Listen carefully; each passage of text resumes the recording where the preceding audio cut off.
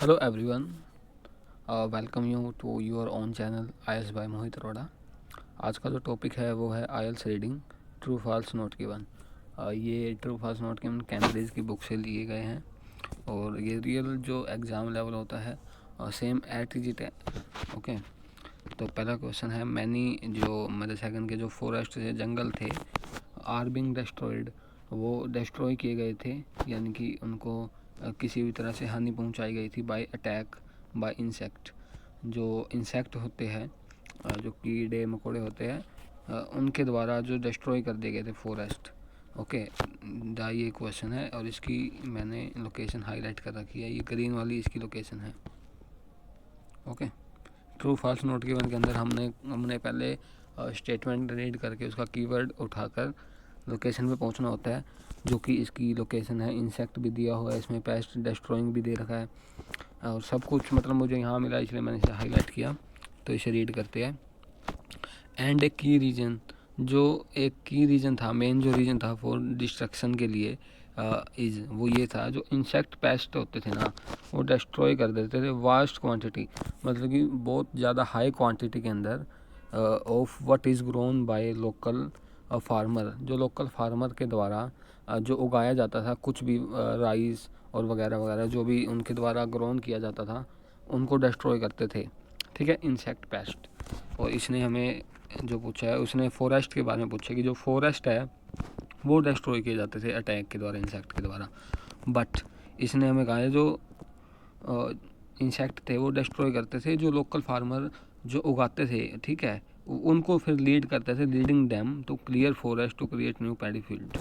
उसके बाद जो ये उस चीज़ को लीड करते थे कि जो फॉरेस्ट की जो लैंड है उसको क्लियर कर दिया जाए, उसके बाद जो क्रिएट बनाया जाए नया पैडी फील्ड, नई जगह के लिए जहाँ पे ये कुछ जो फार्मर्स है वो ग्रोन कर सके। तो इनका जो मेन था वो ये था, जो वास्ट क्वांटिटी के अंदर जो लोकल उगाते थे उनको ख़राब कर देते थे। उसके बाद जो लोकल जो फार्मर थे वो जंगलों को डिस्ट्रॉय करते थे, ना कि इंसेक्ट पैक्ट डायरेक्टली। तो इसका क्वेश्चन का आंसर आएगा फॉल्स। आप देख भी सकते हैं, कई बार आपको ट्रू भी लग सकता है, बट इसका आंसर फॉल्स है। ओके, अगला जो है वो है लॉस ऑफ हैबिटेट। हैबिटेट मतलब कि रहने वाली जगह।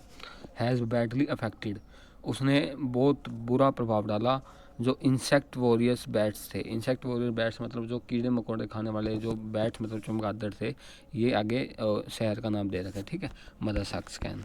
ओके, ये उसके बाद येलो वाली इसकी लोकेशन हाईलाइट। जो ट्रू फॉल्स होता है इसके अंदर ये इन ऑर्डर होते हैं, इनके जो आंसर होते हैं। हमें पहला यहाँ मिला तो उसका जो अगला जो हमें आंसर मिलना था वो इसके नीचे मिलना था, इसके ऊपर हमें आंसर नहीं मिल सकता। ओके, बट हम यहाँ से पढ़ लेते हैं। रिजल्ट हुआ था devastating habitat had biodiversity loss of island. But ये था जो रिजल्ट इसका डिवास्टिंग तो हो गया था हैबिटेट का, बायोवर जो हैबिटेट हो गए थे वो नष्ट तो हो गए थे, but not all species are suffering in fact, मतलब जो सारे स्पीसीज थे ना वो इस चीज़ से सफ़र नहीं कर रहे थे। तो सम ऑफ द आइसलैंड जो इंसेक्ट वॉरियर्स थे, इंसेक्ट वॉरियर्स की ही उन्होंने बात की है, जो कीड़े मकोड़े खाने वाले बैट्स थे, आज करंटली थ्रिवलिंग, थ्रिवलिंग मतलब ग्रोन हो रहे थे वो तो। And this has important implication for farmer. ठीक है, हमें इसका कॉन्ट्राडिक्शन हो गया। उसने कहा कि जो कीड़े मकोड़े खाने वाले बैट्स हैं उनको बहुत बुरा प्रभाव अफेक्ट हुए थे वो लॉस ऑफ हैबिटेट के कारण, पर इन्होंने कहा कि सभी नहीं हुए थे। जो आइसलैंड के इंसेक्ट वॉरियर्स थे, जो कीट मकोड़े खाने वाले बैट्स थे, वो तो करंटली अभी भी ग्रोन हो रहे थे, थ्रिवलिंग कर रहे थे, मतलब। और ये इंपॉर्टेंट इम्प्लीकेशन था फार्मर के लिए। तो ये कॉन्ट्राडिक्शन होगी, हमें जो क्वेश्चन दिया गया उसका उल्ट हमें बात देखने को मिली, तो इसका आंसर भी फॉल्स हो गया। फर्स्ट वाले का फॉल्स, दूसरे का फॉल्स। उसके बाद तीसरा रिचर्ड रोचा, ये कोई नाम है। ये जब नाम होता है तो हमको लोकेशन फाइंड आउट करने में भी बड़ी ईजियर अपने को हो जाता है। हैज़ कैरी आउट, उसने कुछ स्टडी की और बैट्स के ऊपर in different part of world. ठीक है, अब उसका नाम ये आ गया Richard Rocha. He is passionate about conversation and bats, more specially he is interested in how bats are responding करते हैं ह्यूमन एक्टिविटी को, डिफॉरेस्टेशन इन पर्टिकुलर।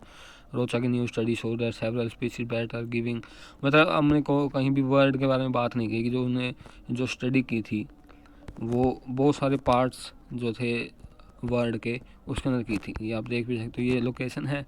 इसके आगे जो लोकेशन है वो नेक्स्ट क्वेश्चन की है। आप दो क्वेश्चन इकट्ठे भी रीड कर सकते हो, उसके बाद आपको पता लग जाएगा लोकेशन का।